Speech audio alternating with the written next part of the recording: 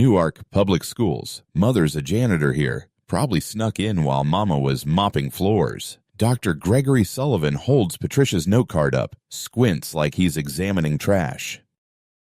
Rips it in half, lets the pieces fall. 200 years. The greatest minds couldn't crack the Goldstein conjecture, but this black girl from the projects thinks we should stop everything and hear her brilliant insights.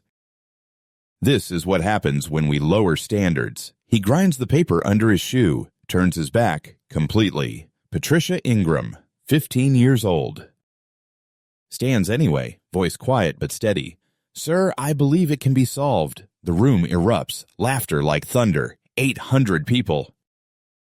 Phone's out recording, some pointing at her. Have you ever been called stupid by someone who never even gave you a chance? This is Princeton's public math night. 3 professors presenting on impossible problems. Sullivan chose the Goldstein conjecture, a puzzle from 1823, 200 years old, over 60 published attempts. Every single one failed. He spent 10 years trying to crack it in his 30s. Failed. Now he's department chair. Controls funding. Controls hiring. Controls who gets to call themselves a real mathematician. And tonight, he just made one decision that will destroy his entire career. Patricia sits in the back row. She wasn't supposed to be here. Her mother, Diane Ingram, works the night shift. Cleaning crew, 6 p.m. to 2 a.m. 43 is 50 cents per shift. After taxes, Patricia often comes with her, does homework in empty classrooms while Mama mops floors. Nobody notices a quiet black girl with a backpack in the corner. 3 months ago, she wandered into a calculus lecture. Just curious, sat in back. The professor never asked for ID. She came back the next week. Then the next. She's attended 17 Princeton lectures this semester. Nobody ever stopped her. Tonight, she saw the poster. Public Math Night. Free admission. She thought maybe, just maybe, she could ask a question. She wrote it on a note card, waited in line, submitted it to the moderator. Sullivan read her name, looked at her seat, looked at her clothes, and decided to make an example. Here's what Sullivan doesn't know. Patricia is 15, sophomore at Newark Central High, takes the bus 90 minutes each way. Her school has no advanced math program, no calculus. No statistics. The newest textbook is from 2009. She teaches herself. Library books, YouTube videos. MIT opened courseware on her phone at 3 a.m. She discovered the Goldstein conjecture 6 months ago, read the original paper. It was written in German, so she taught herself enough German to read it.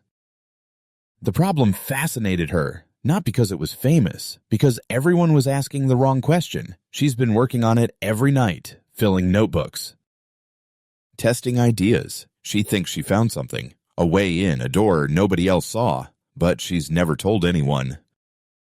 Who would believe her? Tonight she thought maybe she could ask one question, get one piece of validation, just a crumb. Instead, Sullivan ripped up her question.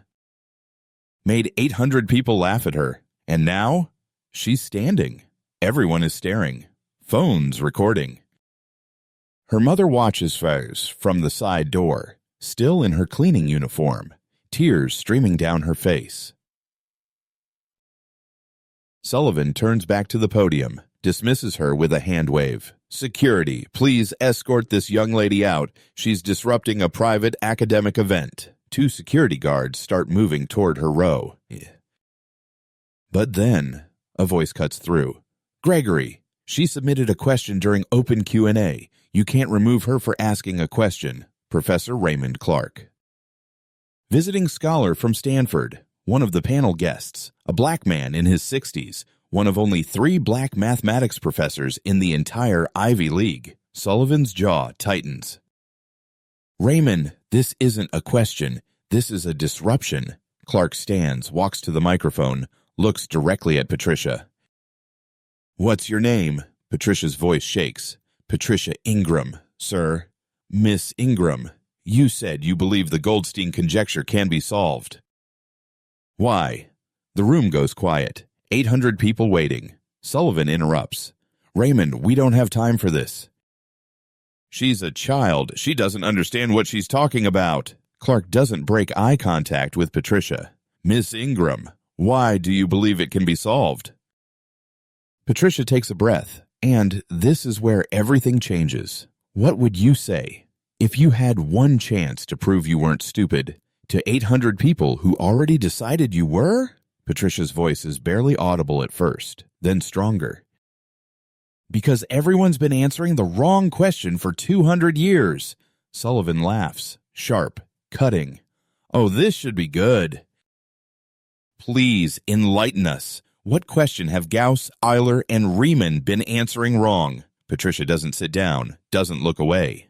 Goldstein didn't ask if prime numbers follow a pattern in polynomial sequences. He asked if we can prove that no pattern exists. Those are two completely different questions. The room murmurs, some confused, some interested.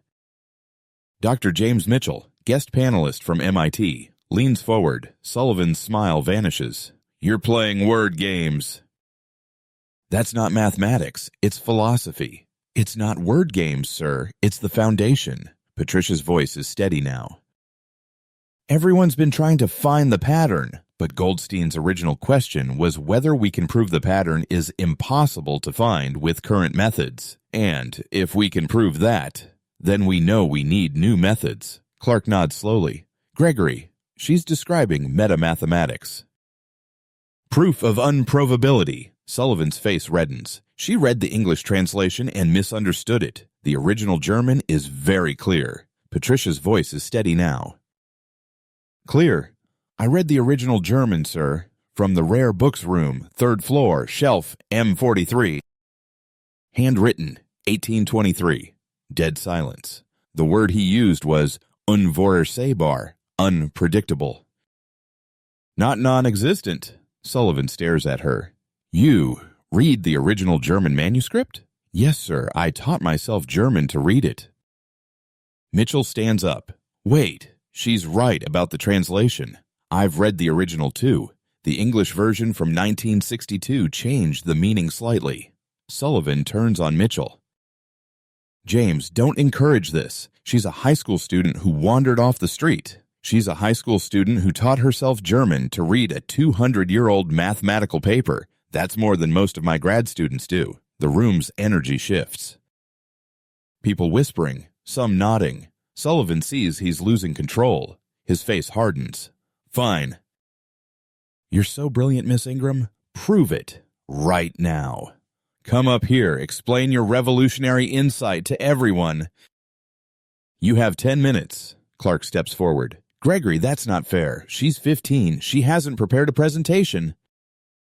She came here to challenge 200 years of mathematics. Let her challenge it. Sullivan's voice is ice. 10 minutes. If she's right, I'll publicly apologize. But when she fails, she leaves permanently, and she writes a public letter apologizing for wasting everyone's time.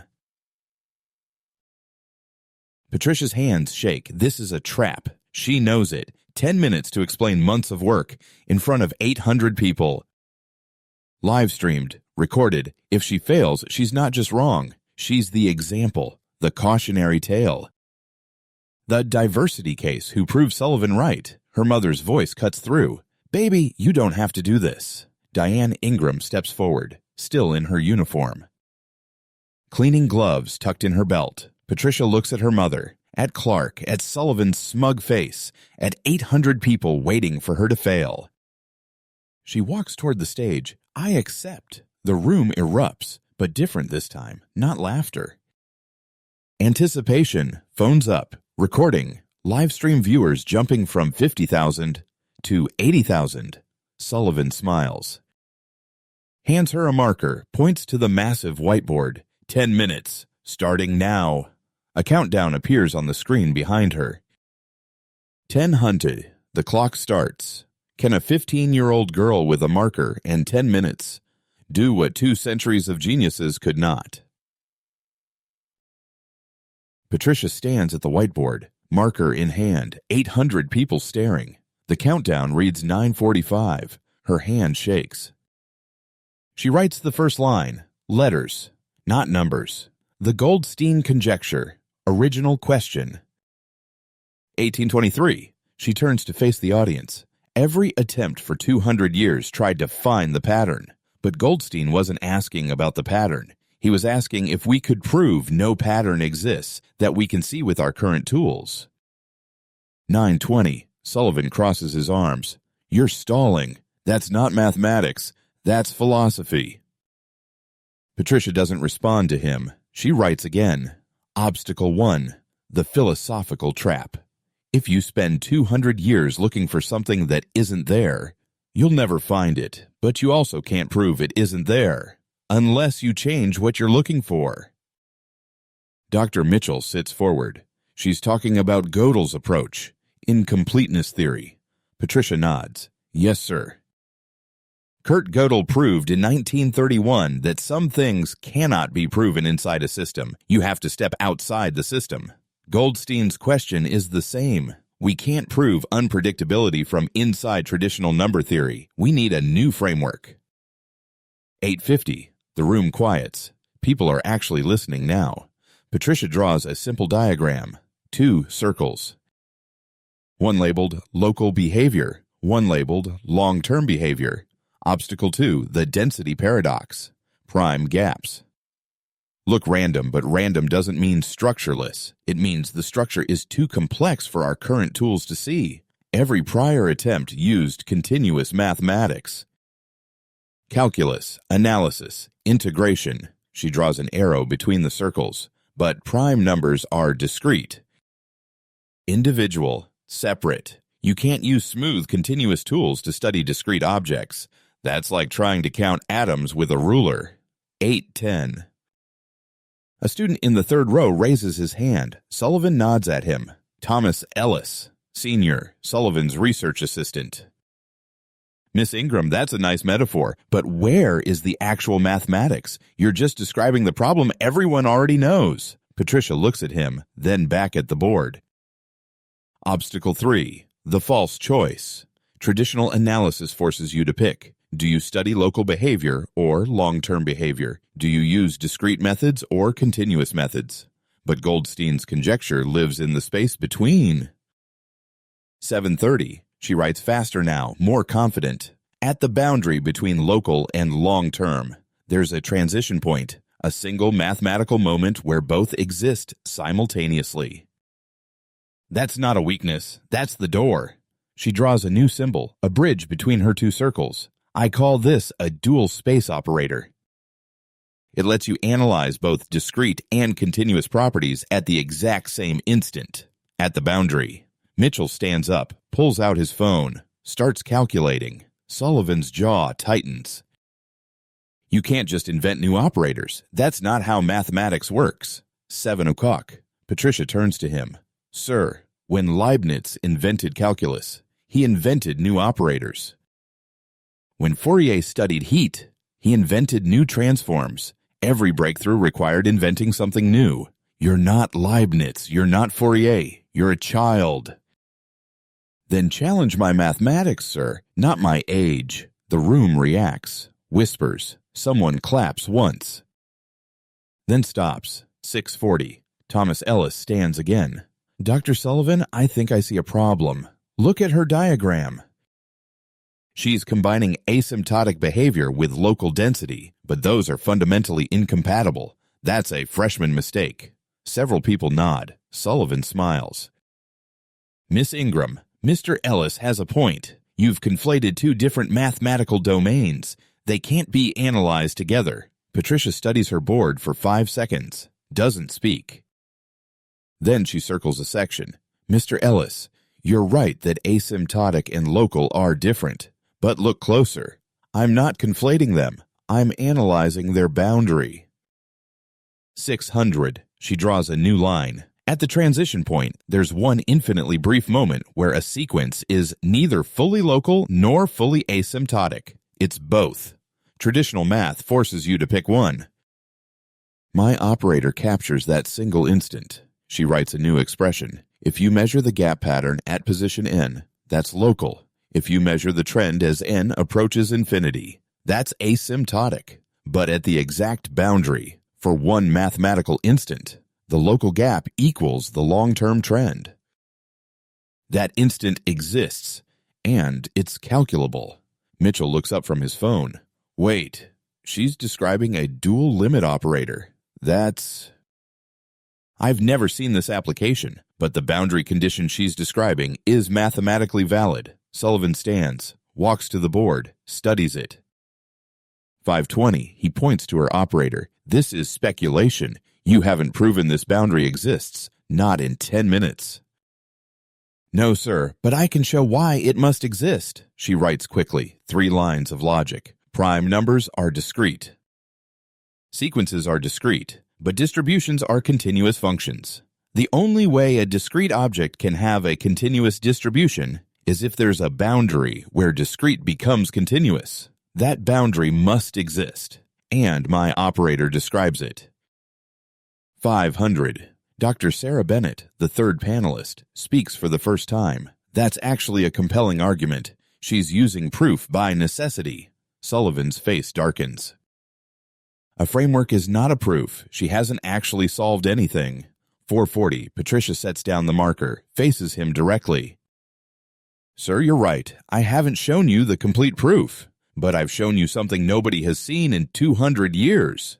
A door, a way forward. And if you give me more time, I can walk through it. The countdown hits 4:30. Clark stands, addresses the room. I move that we allow Miss Ingram to present a complete proof, not tonight, but give her 1 week, let her prepare properly, then bring her back.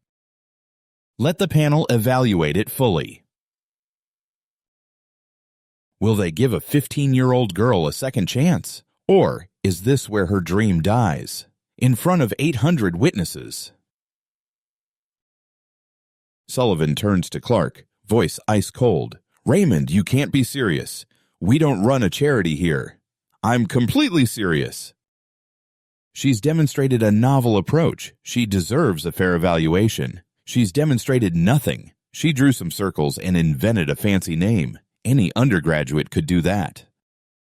Mitchell stands. Gregory, I've been doing number theory for 25 years. Her boundary operator concept is sound. At minimum, it's worth investigating. The room buzzes. Students whispering, donors watching, cameras recording everything. Sullivan sees he's cornered. If he refuses now, he looks afraid. Like he's blocking her because he knows she might be right. He forces a smile. Fine. 1 week, Miss Ingram. You'll present a complete proof. Not a framework, not a philosophy lecture, a full, rigorous, verifiable proof of the Goldstein conjecture. Patricia's heart pounds. Thank you, sir. Don't thank me yet. He walks to the microphone, addresses the room like a prosecutor. There are conditions. 1. The proof must be complete. Every step shown, every assumption justified, no hand-waving, no appeals to future work. 2. She presents it here, in this hall, before an expanded panel of 5 judges, 2 from Princeton, 2 external experts, and 1 neutral chair. 3. If even 1 judge finds a logical flaw, the proof is rejected, and Miss Ingram agrees to never again claim she solved it. Clark interrupts. Gregory, that's excessive. Even published proofs get revised. These are the standards we hold for anyone claiming to solve a 200-year-old problem. Sullivan's voice drips with false innocence.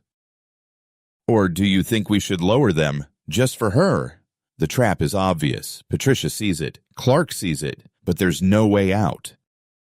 Dean Margaret Foster steps forward. She's been watching from the side. Dr. Sullivan, I'll chair the panel, and I'll ensure the evaluation is fair.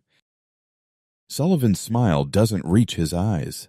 Of course, Margaret. Completely fair. He turns back to Patricia. So, Miss Ingram, do you accept these terms? 1 week, complete proof, 5 judges, 1 flaw, and you're done.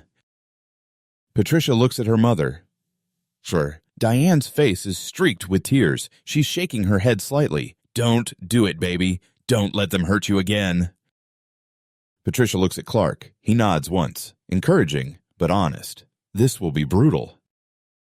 She looks at the countdown clock, still frozen at 4:30, the moment she stopped explaining and started defending herself. I accept. The room erupts. Half think she's brave, half think she's delusional. Everyone thinks this will be spectacular to watch. Sullivan extends his hand. Patricia shakes it.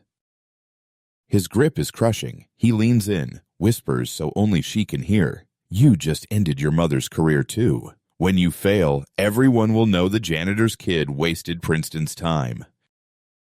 She'll be gone within a month. Patricia's hand trembles, but she doesn't let go, doesn't look away.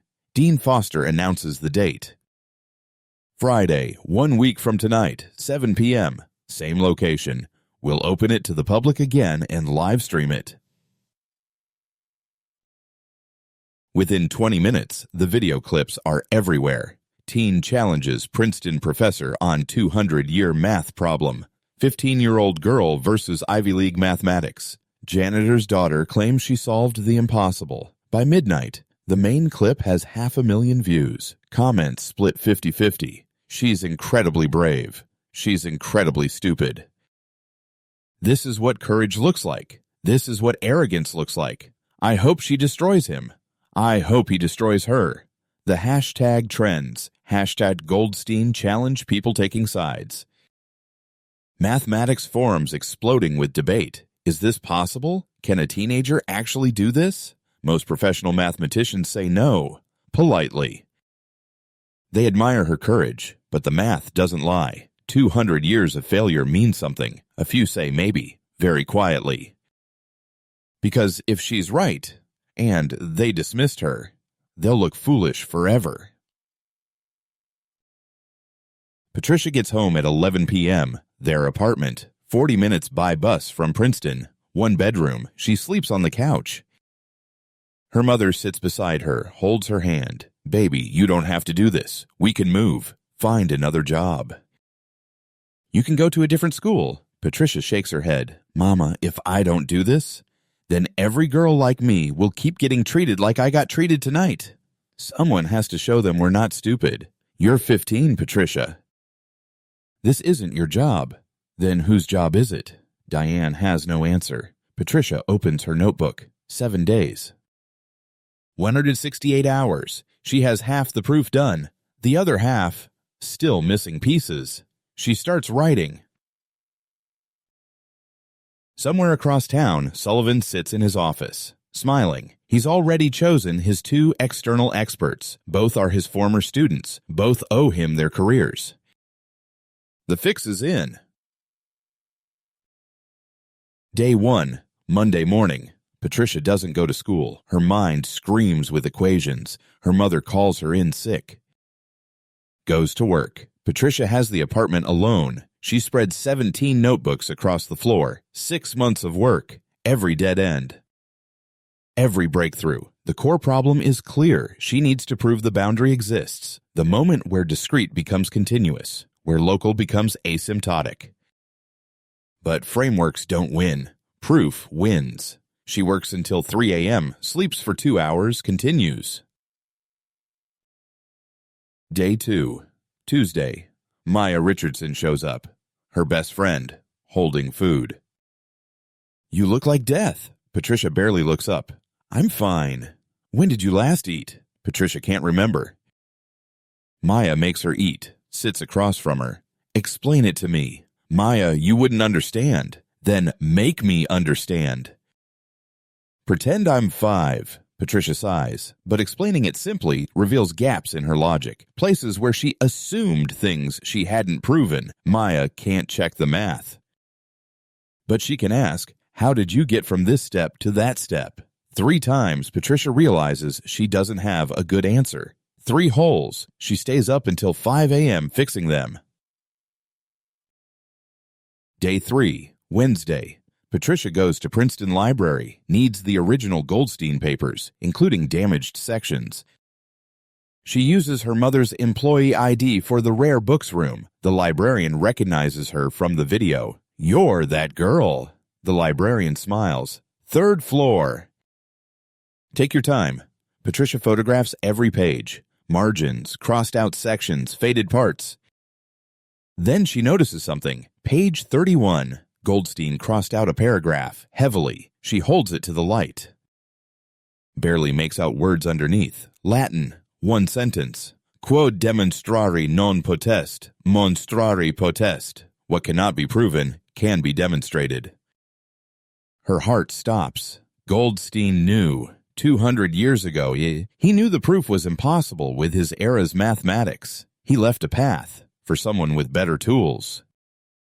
Patricia runs home, rewrites her entire approach. Day 4, Thursday, halfway through, Professor Clark knocks on her door. They walk to a park. He hands her an envelope. The 2 external judges Sullivan picked. Patricia opens it. Dr. Harold Brennan, Dr. Elizabeth Marsh. They're both Sullivan's former students. Both got positions through his recommendations. Both have publicly opposed diversity initiatives. Patricia's stomach sinks. The panel is rigged. 3 votes against you before you start. You need perfect votes from Mitchell, Bennett, and Foster. 1 mistake and you lose. So I can't make mistakes. Nobody's perfect, Patricia. Even correct proofs have small errors, but Sullivan won't allow revision. 1 flaw and he rejects everything. So I already lost. No. But you need to understand what you're walking into. Clark's voice is gentle but honest. This isn't about mathematics. It's about Sullivan protecting his reputation. He stands. Make your proof perfect, not just correct. Perfect. He leaves. Patricia sits on the bench until dark. Day 5, Friday, 72 hours left. Patricia has slept 10 hours total all week. Her phone buzzes. Unknown number. Miss Ingram, Thomas Ellis. Dr. Sullivan wants to help you. He has his personal research notes on Goldstein. 30 years of work, no strings attached. Patricia knows this is poison. But what if there's something useful? She responds. Where? An hour later, Thomas meets her, hands her a USB drive. She goes home, plugs it in. 200 pages. Dense. Technical. Brilliant. She reads for 6 hours. Sullivan's approach is masterful. He got closer than anyone, but he hit the same wall everyone hits, the density paradox. Patricia follows his logic and slowly realizes. This is the trap. His notes funnel thinking toward his approach. His approach leads to the standard failure point. If she follows his logic, she'll fail exactly like he did. She deletes the files. Starts over from her own foundation. Day 6, Saturday, 24 hours left. Patricia's proof is 93 pages. She prints it. Reads front to back, finds 2 weak points. Logic sound, but not airtight. She rewrites those sections. Tighter. Clearer, more verification. The proof grows to 112 pages. Her mother comes home, finds Patricia surrounded by paper. Eyes red, hands shaking. Baby, you need to sleep. I can't. It's not done. If you don't sleep, you can't think tomorrow. Diane sits beside her, takes her hand. When I was your age, I wanted to be a teacher. Patricia looks up. Got into Rutgers, but my mama got sick. Had to work. Couldn't afford school and medical bills.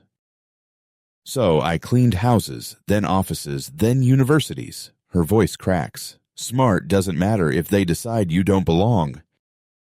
I learned to be invisible, to accept what they said I was. She squeezes Patricia's hand. But you didn't learn that. You said no. And baby, even if you're wrong about the math, you're right about that. That night, after Patricia finally sleeps, Diane sits alone in the kitchen, hands folded, head bowed. Lord, I don't know if she's right about the numbers, but I know she's right about who she is. Please, give her strength tomorrow, not to win, just to stand. Patricia cries, first time all week, then sleeps. 4 hours, deep. Day 7, Sunday. Patricia wakes at noon. Proof printed. 112 pages. 3 copies bound. She tries to eat. Can't keep it down. Maya texts, "You got this." Clark calls, "Remember." Perfect. 3 p.m. She takes the bus, 90 minutes. Reads her proof one more time. 5 p.m. Arrives. The parking lot is packed. Over 1,000 people trying to get in. Security turning people away. Someone recognizes her. That's her! People stare, some encouraging, some hostile. All curious, she walks to the side entrance, her mother's employee entrance. Security stops her. "You can't come through here." "I'm presenting tonight. Use the main entrance." Patricia walks around, waits in line. 30 minutes. Finally inside, every seat filled, people standing, cameras everywhere, 150,000 watching the live stream. She sees Sullivan at the judge's table, smiling, confident. She sees Clark in front, nodding. She sees her mother in the back, hands clasped, praying. 6:45 p.m., 15 minutes. Patricia sits alone, proof on her lap. She's done everything she can. Math is sound. Logic is airtight. But the game is rigged. 3 judges against her. She needs perfection, and nobody's perfect. 7:12 p.m.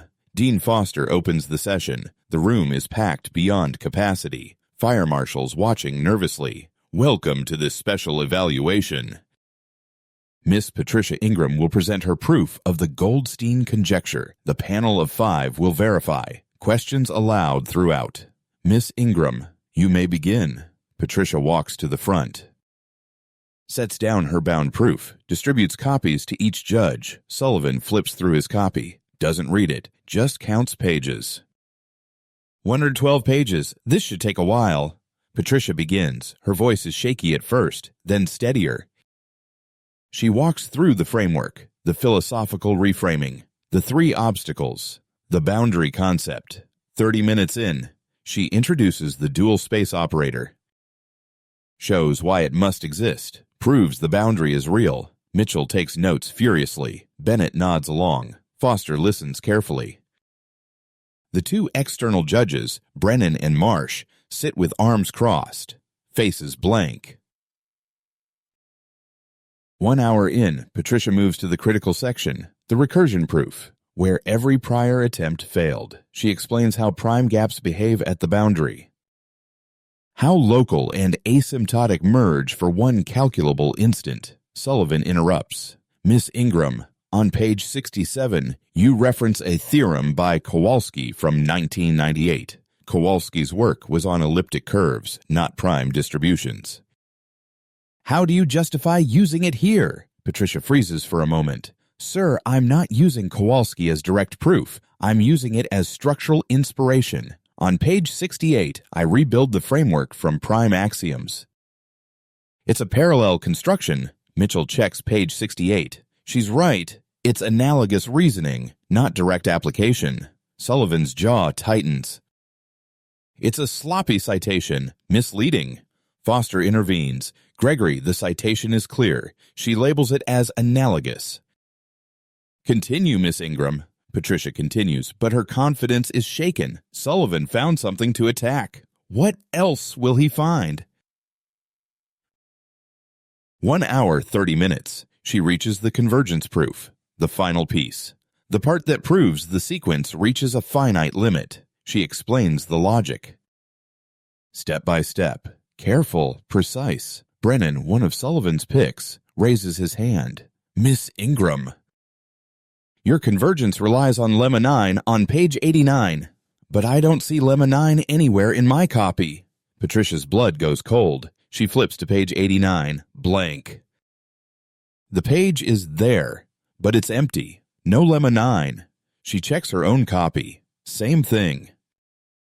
Blank. She checks the third copy. Blank. Her heart stops. The print shop.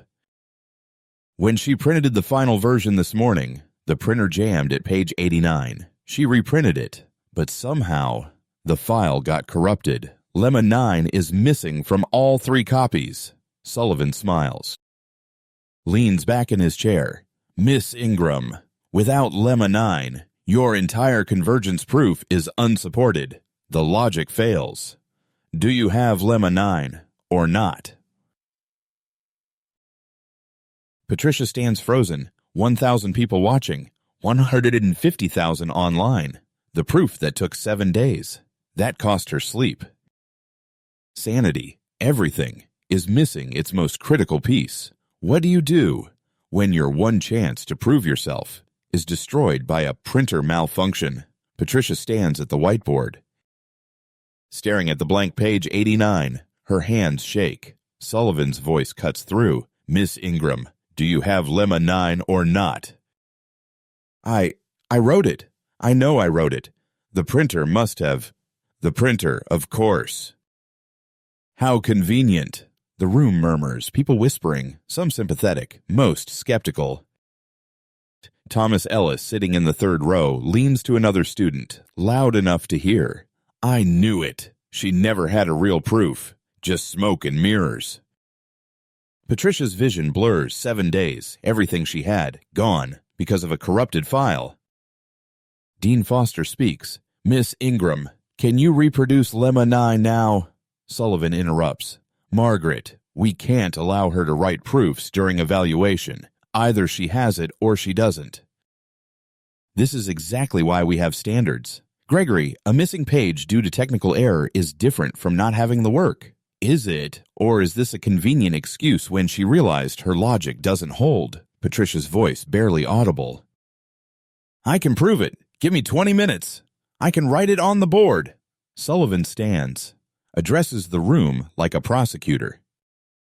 Ladies and gentlemen, what we're witnessing is the collapse of an unprepared student who overestimated her abilities. This is what happens when we encourage people beyond their competence, when we tell them feelings matter more than facts. He turns to Patricia. You claimed you solved a 200-year-old problem. You demanded we take you seriously. We gave you a week. We assembled a panel. We opened this to the public. His voice rises. And you show up with an incomplete proof, blaming the printer. This is insulting to mathematics, to this institution, to everyone who took you seriously. Patricia's mother stands up in the back. That's enough. Diane Ingram steps forward, still in her work clothes, voice shaking with rage. She made a mistake. The file got corrupted. Give her a chance to fix it. Sullivan doesn't even look at her. Mrs. Ingram, with respect, this is an academic evaluation. We don't give do-overs because someone forgot their homework. Diane's voice shakes. You don't respect me. You don't respect my daughter. You decided she was too stupid to matter before she wrote a single equation. I decided she was unprepared, and I was right. The room erupts, people shouting, some defending Patricia. Some agreeing with Sullivan. Security moves toward the aisles. Patricia stands frozen, tears streaming down her face. Mitchell stands. Gregory, this is cruel. Give her the 20 minutes. If the lemma is sound, we continue. If not, we reject it. That's fair. Brennan shakes his head. Dr. Mitchell, we have standards for a reason. You can't write proofs during evaluation. The work should be complete beforehand. Marsh agrees. If we make exceptions here, we undermine the entire process. Foster looks torn. The panel is split. We need a decision. Sullivan sits down, folds his hands.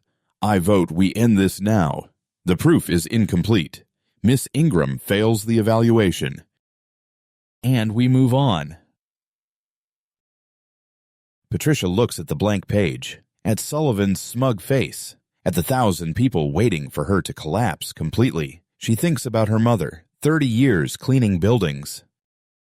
Invisible, told she didn't matter. She thinks about every black girl who will watch this video, who will see someone like them try and fail publicly, who will learn to keep their heads down.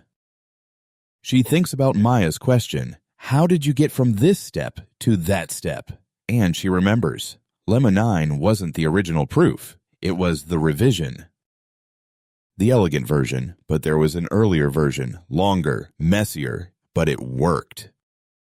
She picks up the marker, 20 minutes. I'll reconstruct it. Sullivan laughs. You can't reconstruct a lemma you never had. Patricia turns to him, voice steady now, clear. Sir, I don't need 20 minutes. I need 10.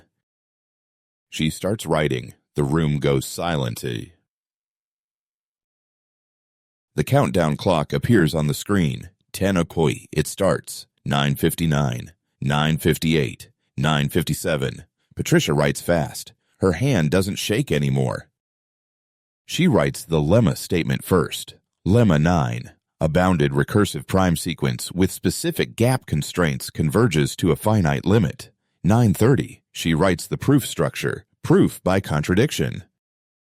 Assume divergence. Show it violates the boundary condition. Therefore, convergence. Sullivan crosses his arms. Watches.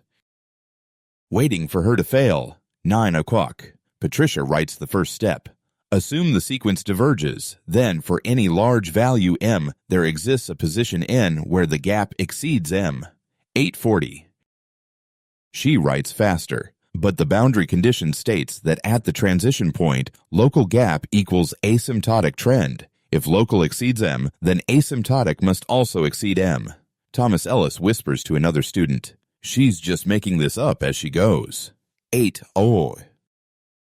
Patricia doesn't hear him, doesn't hear anything, just the marker on the board, just the logic unfolding. But the asymptotic trend is the average over all gaps. If one gap is arbitrarily large, the average becomes arbitrarily large. This means the sequence is unbounded. 7:30. She circles a section. Contradiction. We define the sequence as bounded. Therefore, our assumption of divergence is false. The sequence must converge. 7 o'clock. She steps back. Stares at what she wrote. Something's wrong. The logic works. But it's not airtight. There's a gap. Mitchell sees it too. Leans forward. Miss Ingram, what if the large gap is balanced by many small gaps? The average could still be bounded. Patricia's heart sinks. He's right. Her proof has a hole. 6:40. Sullivan smiles. And there it is. The logic fails. Miss Ingram, you've wasted enough of our time. Patricia stares at the board. Think. Then she remembers. Not her proof. Goldstein's hint. What cannot be proven can be demonstrated. She erases part of her work. Starts over. Wait. Different approach. 6 o'clock. She writes new lines. Consider not individual gaps, but gap distribution density.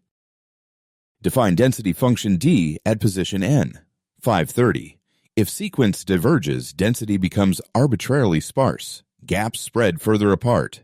But the boundary condition requires density to stabilize at the transition point. 5 o'clock. Mitchell nods slowly. She's switching from individual analysis to density analysis. That's stronger. Patricia keeps writing. Sparse density contradicts stable density. Therefore, divergence contradicts boundary existence. Since the boundary exists, the sequence must converge. 4:20. Brennan interrupts. How do you know the boundary exists? You assumed it earlier but never proved it. Patricia doesn't stop writing. Proved it on page 43. Discrete objects with continuous distributions require a discrete to continuous boundary. Boundary existence is necessary, not assumed. 4 o'clock. She writes the final line. Therefore, lemma 9 holds. QED. 3:51 remaining. She sets down the marker, breathing hard. Mitchell reads it carefully, checking each step. Following the logic, 30 seconds of silence. Then he nods. It's different from what she originally described, but it works. Lemma 9 is proven. The room erupts. In the front row, a young black woman, grad student, been silent all night, stands up, fist raised. Yes, that's how you do it! In the middle section, a group of older professors who'd been skeptical slowly start nodding. One removes his glasses, wipes his eyes. My God, she actually did it. In the back, Thomas Ellis, Sullivan's assistant who mocked her, sits frozen, face pale, mouth open. He just watched everything he believed get demolished. by a 15-year-old girl with a marker. Half cheering, half protesting, Sullivan stands. Let me see that. He walks to the board. Studies it. His face darkens. He's looking for a flaw. Anything. He can't find one. He turns to Patricia, voice cold. This is a different proof than what you claim to have. You changed your approach mid-evaluation. Yes, sir. The original was more elegant. This one is more direct. But both are valid. Or you never had the original, and improvise this when cornered. Patricia meets his eyes. Sir, does the logic hold or not? Sullivan doesn't answer, returns to his seat. Dean Foster speaks. The panel will deliberate. 30-minute recess. The judges return after 30 minutes. Patricia's heart pounds. Foster stands. The panel has reviewed Miss Ingram's proof. We have reached a preliminary conclusion. However, there is significant disagreement. Sullivan stands before she can continue. I'll be direct.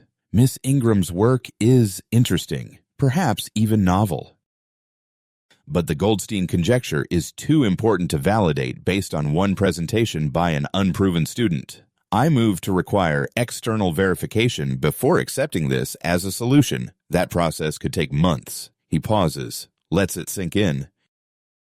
Until then, the conjecture remains unsolved. Clark stands from the audience. Gregory, you're changing the rules. You said if the logic holds, she succeeds. The logic holds. The logic is untested, unreviewed. One presentation is not sufficient for a 200-year-old problem.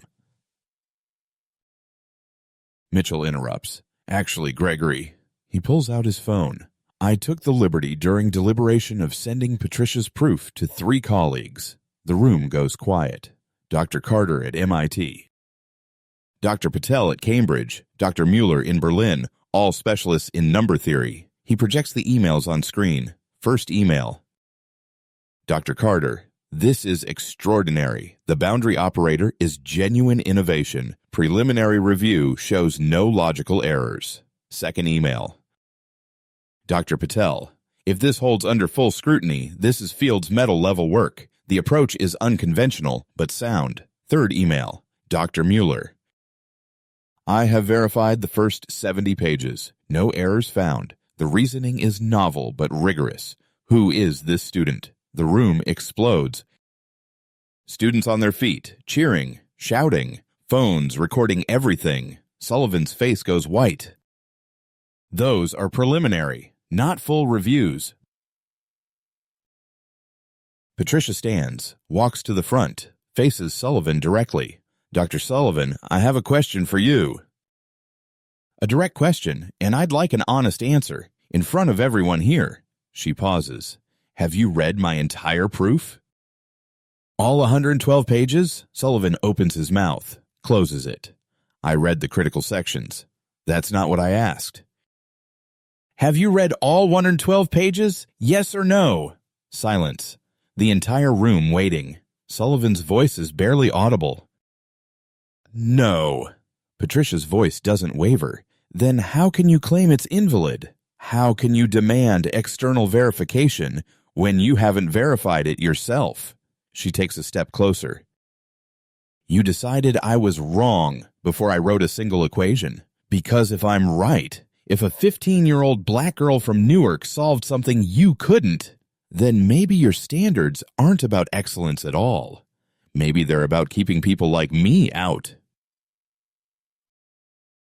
The room is absolutely silent. 1,000 people, 150,000 online. Nobody breathes. Patricia's voice rings clear. You spent 15 years deciding who belongs. Tonight, the math decided for you. Dean Foster stands. Dr. Sullivan, do you have a mathematical objection to Miss Ingram's proof? Yes or no? Sullivan looks around the room, every eye on him. Cameras recording, his reputation on the line. He sits down slowly. No, I have no mathematical objection. Foster's voice rings clear. Then this panel accepts Miss Ingram's proof as valid, pending full peer review. She turns to Patricia. Miss Ingram, congratulations. You have solved the Goldstein conjecture. The room detonates. Pandemonium. Students rushing forward. Maya tackles Patricia in a hug. Clark openly crying. Diane screaming with joy. Patricia stands in the center of the chaos. Numb, she waited her whole life for this moment, and all she feels is tired. The celebration continues. Students mobbing Patricia, reporters pushing forward, camera flashes everywhere. Then Sullivan stands. Walks toward the exit. No words, just leaves. 10 minutes later, Dean Foster receives an email on her phone. She reads it. Her face goes pale. She approaches Patricia, still surrounded by congratulations. Miss Ingram, I need to speak with you privately. They move to a side room. Clark, Diane, and Maya follow. Foster shows her phone. I just received a formal letter from Dr. Sullivan. He's resigned, effective immediately. From the panel. From the department chair. From Princeton. Patricia's stomach drops. What? I didn't want that. I just wanted... There's more. Foster pulls up another document, reads aloud. To the Princeton University Ethics Board and Dean Margaret Foster, I am writing to formally acknowledge that I allowed personal bias to compromise my professional judgment in the evaluation of Miss Patricia Ingram. My conduct was unacceptable. I request my name be removed from all future symposium materials and that Miss Ingram receive a written apology from the department. She scrolls down, shows Patricia a second letter, addressed to her. Miss Ingram, I have spent my career believing that mathematical truth is the only truth that matters. Today you proved a theorem I could not. More importantly, you proved that my belief in meritocracy was a shield for prejudice. I failed you as a scholar and as a human being. You earned your place through excellence I refuse to see. Patricia reads the next lines, hands trembling. The field is better for your contribution. I am worse for my blindness. You owe me nothing. But I owe you everything. Dr. Gregory Sullivan. Patricia reads it twice. He didn't have to do this. Clark speaks quietly. No, but maybe that's the point. You didn't just solve an equation, Patricia. You held up a mirror. That night, Diane holds her daughter. Baby, I prayed for you to have strength to stand. I didn't pray for you to win. She wipes her eyes. But maybe someone was listening anyway. Foster continues, there's one more thing. 3 major journals have already contacted us requesting first publication rights, including Annals of Mathematics. She pauses. The most prestigious journal in the field. It's your choice which one. Patricia looks at her mother, at Maya, at Clark. She thinks about Sullivan's letter, about his resignation, about the cost of being right. I solved a problem that took 200 years. But the real problem, the one Sullivan couldn't solve, was admitting he was wrong. Maybe that's the harder proof. 3 months later, Patricia's proof is published in Annals of Mathematics. Cover story. The Goldstein conjecture. Solved. CNN. BBC, NPR, Al Jazeera. 15-year-old genius solves 200-year math problem. Princeton offers her early admission. Full scholarship, $50,000 per year stipend. Youngest student in program history. MIT calls, Stanford calls. Cambridge calls, Oxford calls. All want her. Diane Ingram quits her cleaning job. Princeton hires her as community outreach coordinator. $45,000 per year. Benefits. Respect. Sullivan is gone. Nobody knows where. Some say he's teaching at a small college in Vermont. Others say he left academia entirely, but his letter remains. Posted online. 2 million views. People debating what it means to admit you were wrong. Patricia visits her mother's old break room, where Diane used to eat lunch alone. Now there's a photo on the wall. Patricia at the podium. Solving the impossible. Diane touches the frame. I used to pray you'd find a way out of here. Never thought the way out would be through. Patricia stands in her old high school, Newark Central, the place that told her advanced math was a waste of time. She's speaking to an auditorium of students, mostly black and brown kids. Kids like her. A girl in the back raises her hand. Miss Ingram, were you always sure you were right? Patricia smiles. No. I was terrified I was wrong, every single day. Then how did you keep going? Because being scared doesn't mean you're wrong. It just means you're doing something that matters. Another student. What if we're not smart like you? Patricia's voice softens. I'm not special. I just loved something enough to fight for it. You all have that in you. Find what you love. Then don't let anyone tell you you're not good enough to do it. She hands out books. Mathematics textbooks donated from her prize money. Every student gets one. A young black girl, maybe 10 years old, opens hers, starts reading. Smiles. Patricia watches her, sees herself 5 years ago. Goldstein's conjecture took 200 years to solve, but some problems, like convincing the world that genius has no color, might take longer unless we stop waiting and start proving. She writes on the board behind her. What's the next impossible problem? The students stare at it, thinking, wondering, believing. Maybe they could be the ones to solve it. Patricia smiles. Who's ready to prove everyone wrong? The room erupts, hands shooting up. Voices shouting, me, I am. And somewhere in all that noise, the future begins. If this story moved you, share it. If you've ever been underestimated, comment below. Tell me your story, because this isn't just Patricia's story. It's ours. And wherever you're watching from tonight, Newark, Lagos, Mumbai, Sao Paulo, know this. Someone out there is waiting for you to prove them wrong. Sullivan resigned. Patricia got a scholarship. Everyone calls it victory. But you know what haunts me most about this story? Before Patricia wrote a single equation, Sullivan ripped her note card.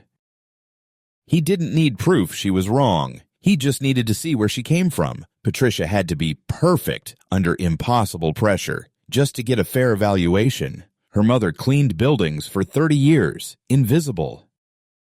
Patricia almost became invisible too. How many brilliant kids right now are being dismissed? Not because they're wrong, because they don't look like someone's idea of genius. Sullivan only changed after public humiliation.